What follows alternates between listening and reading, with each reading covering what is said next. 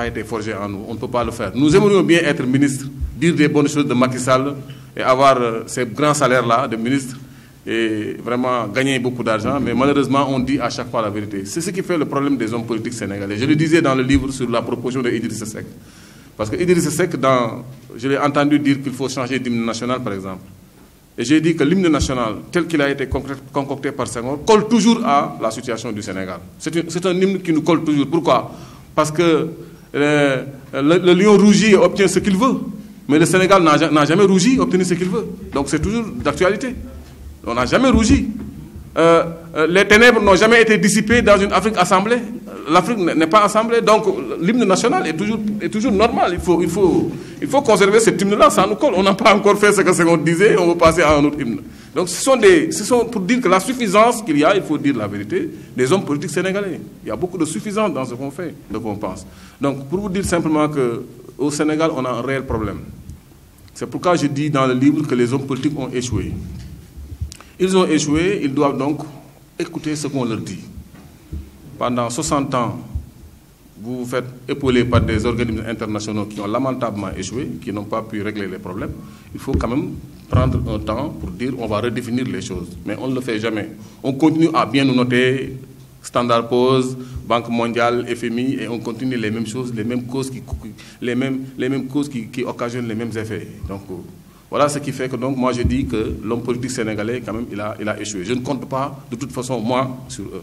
Je ne compte pas sur eux pour changer le pays, je compte sur des alternatives. C'est pourquoi j'ai donc choisi ce titre. Quelle alternative socio-économique au Sénégal? En tout simplement pointant du doigt deux choses fondamentalement. La première chose, c'est que, comme je l'ai dit au départ, nous avons été indépendants depuis longtemps. Pendant qu'on a été indépendants, il y avait des pays qui étaient dans la même situation que nous, comme la Corée. Beaucoup de pays ont été colonisés. Taïwan a été colonisé, Singapour. Mais aujourd'hui, ces pays-là sont loin devant nous sur le plan économique. Donc, qu'est-ce qui s'est passé pour qu'on en soit là? Ce n'est pas une question d'idéologie, c'est une question juste de gouvernance qui se pose. Deuxièmement, c'est que nous essayons, nous débattons à nous insérer dans un échiquier économique international qui ne laisse aucune chance. Parce que vaut mieux arrêter ça tout de suite. Tout à l'heure, quelqu'un a parlé du TR.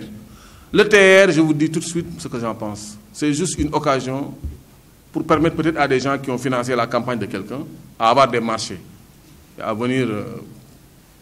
parce que ce qu'on fait sur 35 km aurait pu quand même réhabiliter le chemin de fer. Regardez la chaîne de valeur du chemin de fer, les gares. Tous les vendeurs à la sauvette dans chaque pays pouvaient être recrutés dans une gare. Par exemple, vous mettez une gare à Kolda, tous les vendeurs à la sauvette pouvaient être à la gare avec un système quand même pour les héberger. On a parlé de ça. Vous savez, rien que les gares qui vont être tout au long de ce chemin de fer-là, c'est une chaîne de valeur avec beaucoup d'emplois, avec des activités. Parce que quand vous créez une autoroute, il y a ce qu'on appelle les effets tunnels. Les effets tunnels, c'est que vous prenez une autoroute. Maintenant, tous les gens qui passaient par Pout, Ngaï et par Pout, Sébikotane, et qui pouvaient acheter des choses à ces commerçants-là, ça ne va plus se faire. C'est des gens qui vont aller directement. Donc, les effets sociaux sur la population, il faut les calculer, c'est des effets tunnels. Donc, l'économie, ce n'est pas facile. C'est ce que je disais, ce que je dis également quelque part dans la... Par exemple, quand on dit en Côte d'Ivoire, quand on fait des saisies d'ivoire de contrebande, on fait des saisies d'ivoire de contrebande. On demande aux économistes. L'économiste dit quoi? Il dit il faut vendre l'ivoire saisi. C'est grave, hein? Quand on dit on saisit l'ivoire de contrebande, il faut vendre ça. Pourquoi? Parce que chez l'économiste, il faut mettre ça sur le marché pour créer de l'abondance et baisser le prix. Parce que tant que ça fait une bonne affaire pour les gens qui font de la contrebande, ils vont continuer à piller la nature.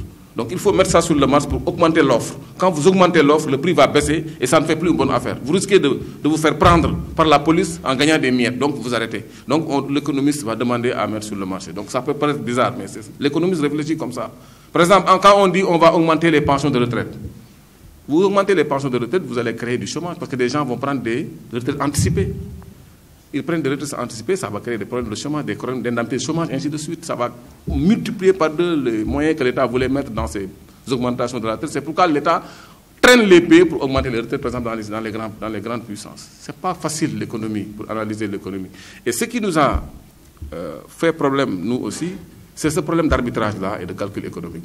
Vous prenez 656 milliards, vous dites, bon, vous ne prenez pas le coût de la dette, parce qu'une partie de l'argent est empruntée.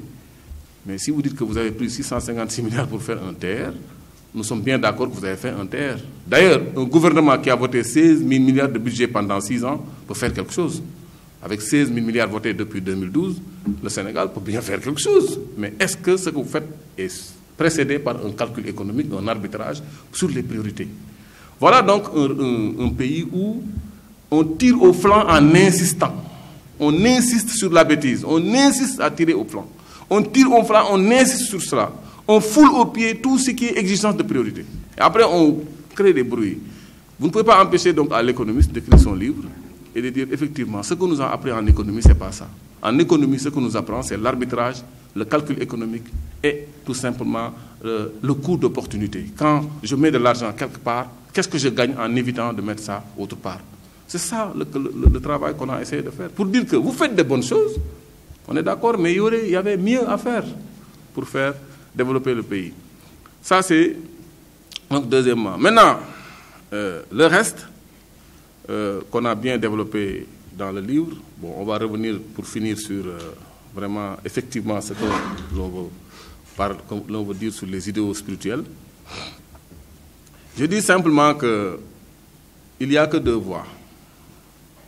Parce que la voie du salut, comme nous sommes des Horafa, c'est-à-dire la gnose qui est basée sur la charia, parce qu'il y a la gnose basée sur le matériel, c'est une gnose qui est différente de la gnose que nous utilisons. Nous faisons ce qu'on appelle l'irfan, la gnose. Nous savons qu'il n'y a que 2 voies. Et quand vous prenez la voie de Dieu, vous diluez ça, Dieu il va bouder. Dieu il n'aime pas il n'aime pas l'hypocrisie, il va sortir. Il ne restera que la voie négative. Parce que lui, il veut lui tout seul. Parce que Dieu, il a dit dans le Coran, هل أتاك على الإنسان حين من الدهر لم يكن شيئا مذكورا إنا خلقنا الإنسان من نطفة أمشاج نبتليه وجعلناه سميعا بصيرا وهديناه سبيلا إما شاكرا وإما كفورا. Il n'y a que 2 voies. Soit vous êtes sur la voie qui est normale, ou bien vous êtes sur l'autre voie, vous essayez de dire que oui, bon, ça va venir, mais ça ne viendra jamais. Vous allez vous enfoncer dans la bêtise. Il n'y a que ces 2 voies-là. C'est pourquoi il y a des waliou shaitan et des waliou, ils ont les mêmes capacités. Quand on parle de matériel, ils ont les mêmes capacités. Donc moi, c'est pourquoi on a développé toutes ces théories-là pour dire que, attention, vous ne pouvez pas être sur terre et commettre l'injustice éternellement. Ce n'est pas possible. Ce qui s'est passé au Sénégal, on le sait pertinemment. Nous savons pertinemment que les Occidentaux, parce que il faut dire la vérité, nous nous sommes débattus pendant des années pour sortir de la gueule du loup, des griffes du loup, l'Occident. Abdoulaye Wade a beaucoup œuvré pour qu'on s'en détache un peu. Les griffes du loup. À peine vous êtes en train de vous sortir des griffes du loup, maintenant vous vous mettez devant la gueule du lion qu'est la Chine, qui va vous dévorer, vous allez être une matière première à sa cuisine. Tout ça, c'est négatif. Macky Sall lui-même, qu'est-ce qu'il a dit? Il a dit, notre défi, en 2015, 2 ans après, 3 ans après, bon, début 2015, 2 ans après, notre défi pour le présent et pour l'avenir, c'est de gagner notre indépendance économique en nous libérant du besoin de l'aide et de la dépendance extérieure pour tout ce que nous pouvons produire par nous-mêmes. C'est lui qui l'a dit, je l'ai cité. Mais quand j'ai vu groupe consultatif de Paris, 7 000 milliards, je me dis, mais voilà quelqu'un qui clignote à droite et qui passe à gauche. Nous pensions qu'il allait faire des efforts pour se départir de l'aide, pour dépendre de lui-même. Et on nous dit, club consultatif de Paris, 7 000 milliards. C'est très facile de rabattre sur les générations futures pour régler des problèmes actuels. Les pays émergents se sont murés dans leur pays pendant des décennies avec des taux de croissance à 2 chiffres. C'est à l'issue de 20-25 ans que ces pays-là sont sortis maintenant avec des infrastructures. Parce que ces infrastructures-là ont été financées avec le fruit de la croissance. de leur propre croissance, autofinancement. Mais aujourd'hui, vous commencez un plan d'émergence en 2012. Dès 2014, vous inaugurez votre émergence, votre coupon de l'émergence. Vous érigez votre cité de l'émergence. Vous faites votre terre, c'est que de l'endettement. Ça devient un plan Sénégal endettement. Vous ne pouvez pas dire que je veux juste me faire réélire et que ça va avoir un coût salé pour le peuple. Le coût salé, c'est quoi? Je dois faire des inaugurations en vitesse pour montrer aux gens que le pays est émergent. Alors qu'à la base, il n'y a rien. C'est ça que c'est dans cette dynamique-là. Et ils ne veulent pas que les gens le disent. Moi, je le dis, moi, je n'ai pas peur de vous. Je vais écrire ça. Parce que moi, je n'ai pas peur de vous. On ne m'a pas éduqué, je n'ai pas reçu d'éducation pour avoir peur de quelqu'un. Donc, vous faites de la mystique, je ne sais pas quoi, mais nous, on va dire ce qu'on va dire. Et vous allez nous voir encore, Inch'Allah. Parce que ce qu'on dit, on ne le dit pas pour gagner quelque chose. C'était très facile d'écrire un livre sur Macky Sall et de gagner un poste de ministère. Mais on ne peut pas. Parce qu'on ne peut pas laisser un pays sombrer comme ça, alors que des gens insistent dans la bêtise de jour en jour. Ils insistent, ils insistent, ils insistent. Il faut qu'à un certain moment que des gens prennent la parole pour dire non, attention. Vous avez 70 ans, 90 ans. Ce n'est pas votre avenir, hein, c'est mon avenir à moi. Je prie le bon Dieu de me laisser vivre, Inch'Allah. Mais ce n'est pas votre avenir. Donc moi, je dois dire ce que j'ai à dire.